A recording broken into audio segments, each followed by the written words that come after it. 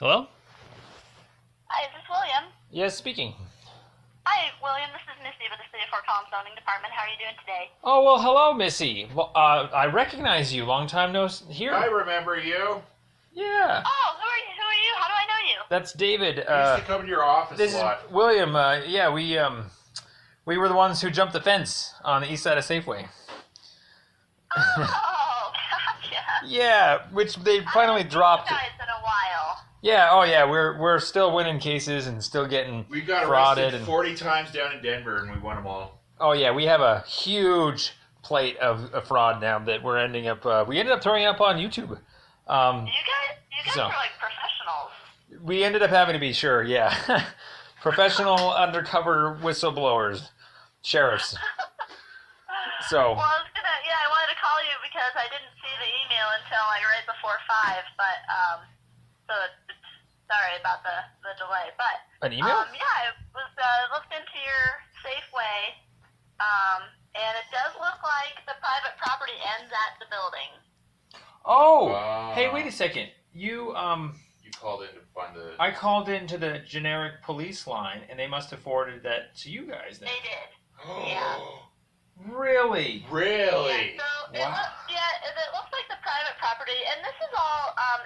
Do you have access to a computer? Oh, yeah. We've seen the maps on FC Maps and Larimer County's website and stuff. Vehicle maps. Well, have you seen the actual site plan from the subdivision? Oh, yeah, Robinson Pearsall project. Yeah, the whole thing. Yeah.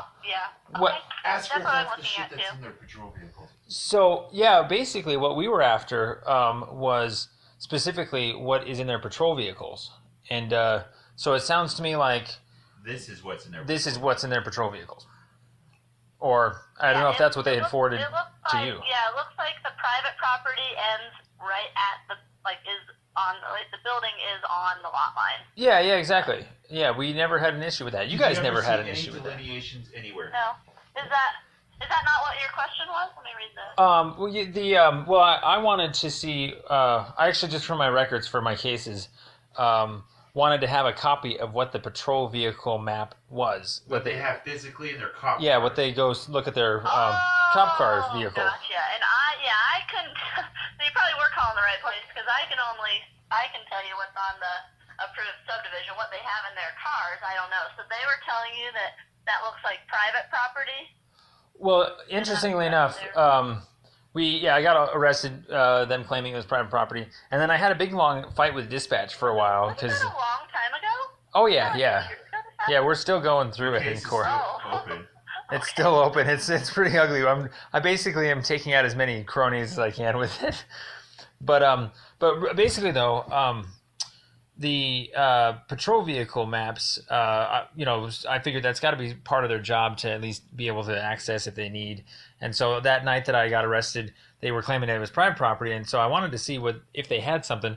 I briefly on a different occasion had seen one of their maps. Officer Cutter had showed me, and it looked like it was identical to what the GIS department offers, like the FC maps. And so, but I never actually got a chance to actually get a copy of what their official patrol map is. So maybe I still got to work with them to get that. Yeah, and it's a lot of times the property starts right at the back of the sidewalk. In this case, it doesn't. So Yeah, it's a standard 100-foot right of way. We told the cops that night and everything. We gave them that email that Rob gave us, and they left that email out of their warrantless arrest affidavit. So the judge rubber stamped a false document. It was really bad. Like felonies we're talking about here, which we've reported to Internal Affairs to no avail. They basically think we're lawsuit scamming, but I thought ultimately that it's almost like reverse signage, meaning like one of the defenses to trespassing on the streets is that you had a reasonable belief that the business owner was letting you be there. And so according to how Rob had said it, and there was no permit, and he said it was just regular right-of-way, I had every impression that it was totally okay to be there in a way, because that was, it's kind of a silly trick question of, are you allowed to be behind a fence? Are you permitted to be behind a fence that doesn't have a permit? And it would probably be yes. The answer. And of course it would be yes.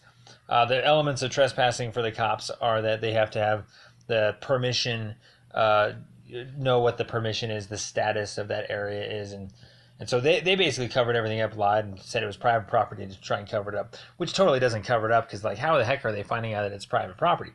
And so that leads me to this whole idea of I've been asking them for years now just for a copy of their map, and I haven't gotten it yet. So I don't know what to do there. Well, but you know what?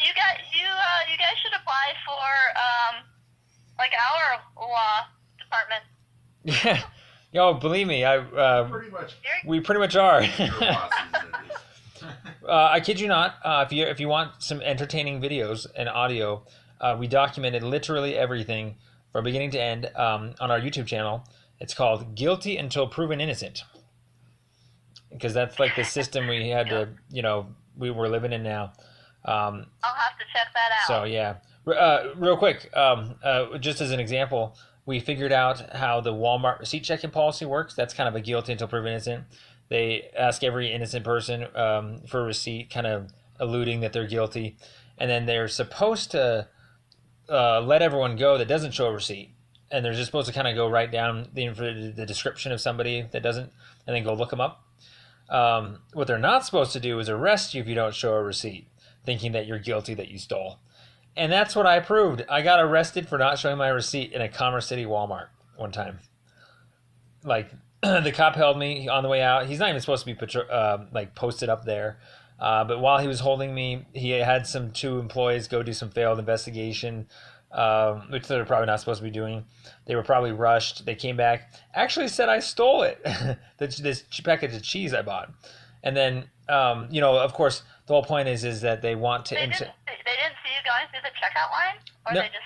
No, they didn't. They didn't see me, or they checked the registers and everything. They didn't see the item show up or whatever, and so I guess they thought I took it, or profiled or discriminated against me. Thought for sure that there's no way he possibly would get this far with the detainment, because everybody at that point with a cop holding him would surely show their receipt, except me.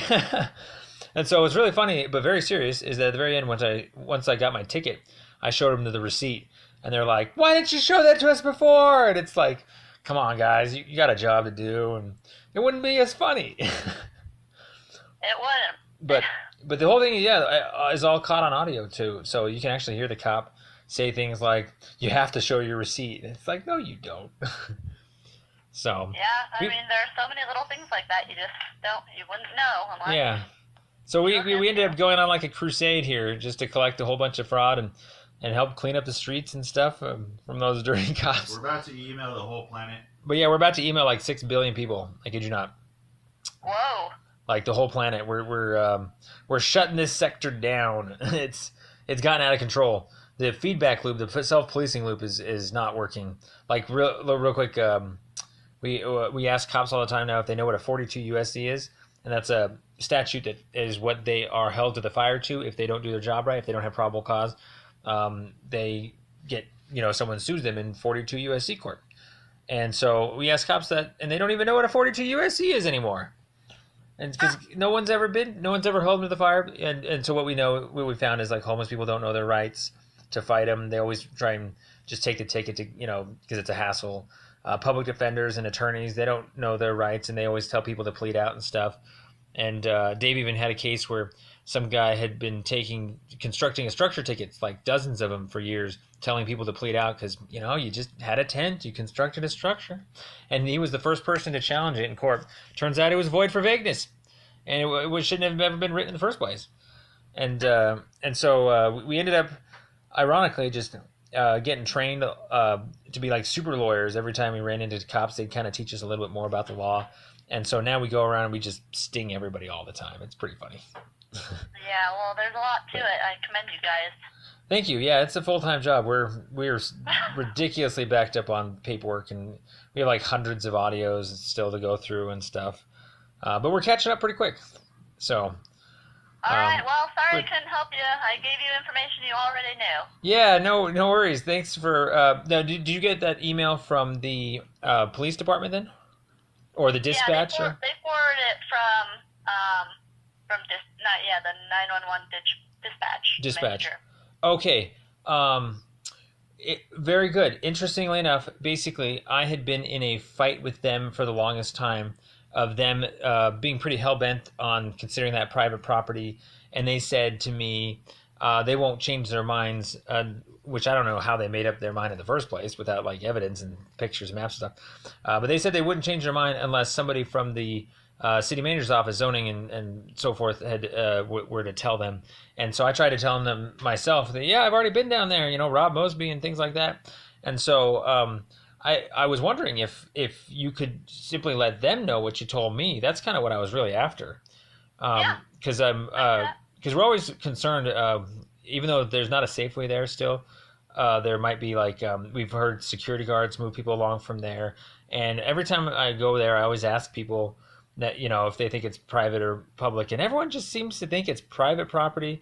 And lo and behold, we feel like it might be because there's this no loitering police enforced sign, which I've been complaining about for years that no one wants to take down. And so there's obviously no place to loiter out there because, like you said, it's just public property from the wall out. And so at the very least, I wanted to get dispatch on the same page so that if cops get called out there, they can understand that they're not allowed to move people along there and stuff like that. So yeah, sure, yeah, I'll respond. Thank you. I really, really appreciate that. It's good to catch up with you.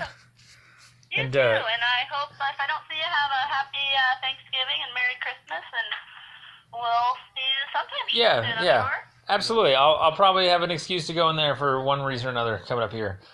So sounds good. You gentlemen have a good evening. But yeah, absolutely. You too. Thanks for talking. Take care. Bye. All right.